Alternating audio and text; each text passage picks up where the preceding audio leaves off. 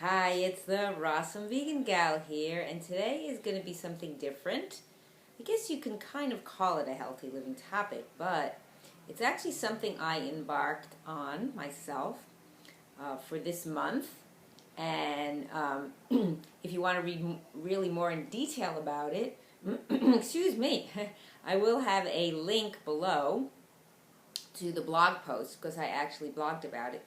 So I call this the So-So free plan. So what is that? So you might have heard, like I said, there's an intro to in the blog. The S.O.S. free plan. Some people may have heard of that are vegan. There's a place up in Northern California called True North Health Center, and it's salt, oil, and sugar free. To not consume those.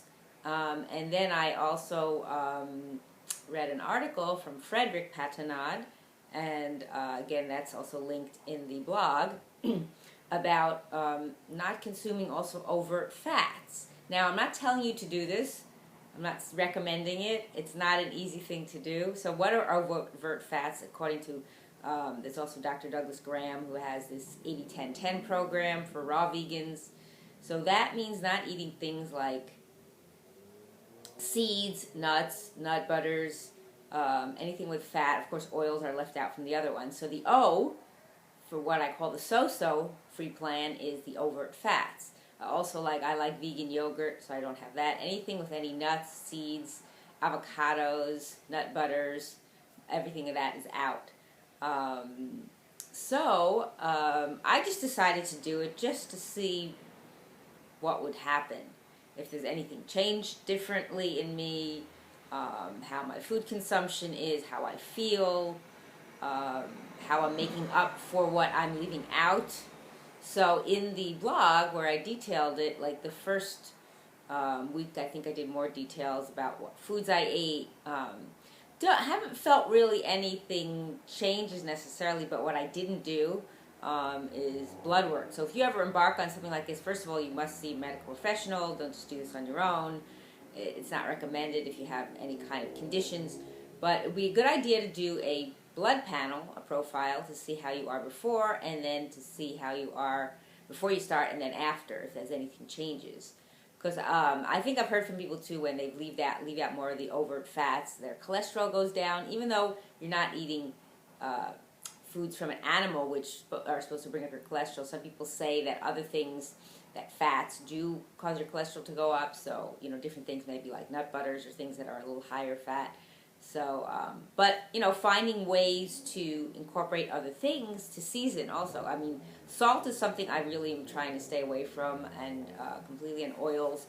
Sometimes I've eaten foods that have oil in it, but I personally don't use oil in my cooking at all. Nothing. And then instead of salt, using things like powders from seaweeds or other kinds of seasonings that'll give it flavor, or other kinds of vinegars or something like that. So, and they say when you leave out those things, but maybe I'm not doing it long enough, like you really taste the food, like let's say salt or something. I mean, I really taste the food anyway, so I don't know.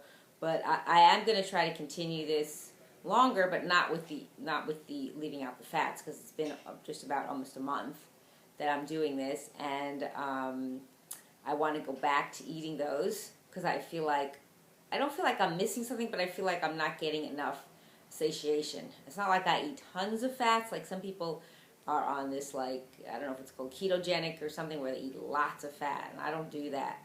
I'll put some on my food, like on my stew or something, I'll put some nut butter, like coconut butter, or, I like to eat avocado, or, nuts and seeds. But it's not like I eat, that is my main food consumption. My main food consumption is my fruits, my vegetables, my grains, my beans, so sprouts. But I just feel like I would like to go back to having those again. And it's interesting as you're doing it that your body adjusts.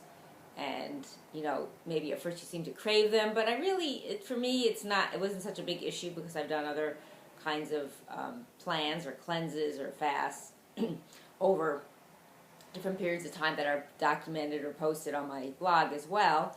So you can check out those too, from water fasts to coconut cleanses to dry fasting. Again, none of this I recommend you do on your own.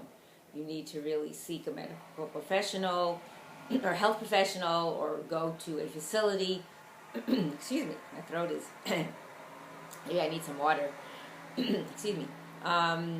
So that's not recommended to do these things on your own, even though I chose to do it, and I'm very careful, I'm very aware. I mean, God forbid if something was wrong, I would not hesitate to contact somebody to get help. But thank God I've been able to do it on my own. But again, I don't advise it, and I have a disclaimer below my videos also not advising it. So definitely do not want to do that.